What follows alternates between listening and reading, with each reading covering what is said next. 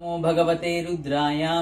మనము జన్మకొక శివరాత్రి అని అంటాం. అంటే ఒక జన్మలో ఏ శరీరంతో ఉన్నా ఒక జన్మలో మనం ఒక శివరాత్రి చేసినట్టయితే ఇంకా మరో జన్మ ఉండకుండా చక్కగా మనము శాశ్వత శివ సాన్నిధ్యాన్ని పొందడానికి, శాశ్వత కైలాసవాసాన్ని పొందడానికి మనకు ఈ శివరాత్రి అనేది ఉపయోగపడుతుంది. అయితే ఎలా చేయాలి జన్మకొక్క శివరాత్రి అంటే? మనం ఒక రోజును తీసుకున్నట్టయితే 24 గంటలు ఉంటాయి, 24 అవర్స్. అయితే మనం ఒక రోజుని తీసుకుంటే ఈ రోజు 8 జాములుగా విడిపోయి ఉంటుంది. మనం తెల్లవారు జాము అని అంటాం. అంటే 6 గంటల నుంచి 9 గంటల వరకు. ఒక జాము 2 గంటల 50 నిమిషాల నుంచి 3 గంటల వరకు ఉంటుంది.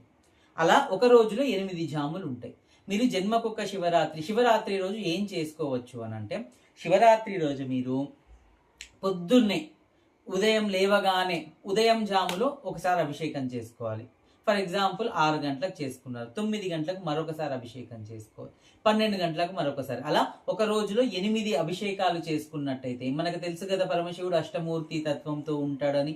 మనకు స్వామి వారికి 8 మనం అష్టమూర్తి తత్వంతో మనం పూజ చేస్తాం, మనకు తెలుసు. అయితే ఇలా 8 సార్లు అభిషేకం చేసుకొని ఆ రోజంతా ఉపవాసం ఉంటూ శివధ్యానంతోనే శివనామస్మరణతోనే గడిపిన వాడికి ఇంకా శాశ్వతంగా శివలోకము తప్ప వేరేది దొరకదు అని చెప్తుంది శివపురాణము.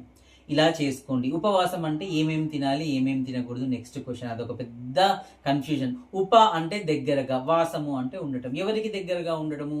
శివుడికి దగ్గరగా ఉండడమే ఉపవాసం. ఆ రోజు భగవంతుడికి దగ్గరగా ఉండటము ఉపవాసం. అంటే శరీరం మనకు అంటే కళ్ళు తిరిగి పడిపోకుండా ఉండడానికి కావాల్సిన సాత్విక పదార్థాలు అంటే పండ్లు, పాలు. ఈ పండ్లలో కూడా కొన్ని పండ్లు మనం తినకూడదు, అలాంటివి కూడా ఉన్నాయి. పండ్లు, పాలు. లేదు మాకు ఇంకా ఇప్పటికే రోగగ్రస్తమై ఉన్నాము అన్నప్పుడు అన్నము కాకుండా, ముందు రోజు రాత్రిని నానబెట్టుకొని పులిసిన పదార్థాలు కాకుండా ఆ రోజుకి ఆ రోజు సగ్గుపియ్యం కావచ్చు, సాబుదానా కావచ్చు, లేకపోతే చిలగడ దుంపలు కావచ్చు, రత్నపురి గడ్డలు, వీటిని తింటూ శరీరాన్ని నిలుపుకుంటూ శివధ్యానము, శివనామస్మరణతోని, శివాభిషేకాలతోని ఆ రోజంతా మీరు చేసుకున్నట్టయితే ఈ శివరాత్రి మీకు జన్మకొక శివరాత్రి అవుతుంది. శ్రీమాత్రే నమః.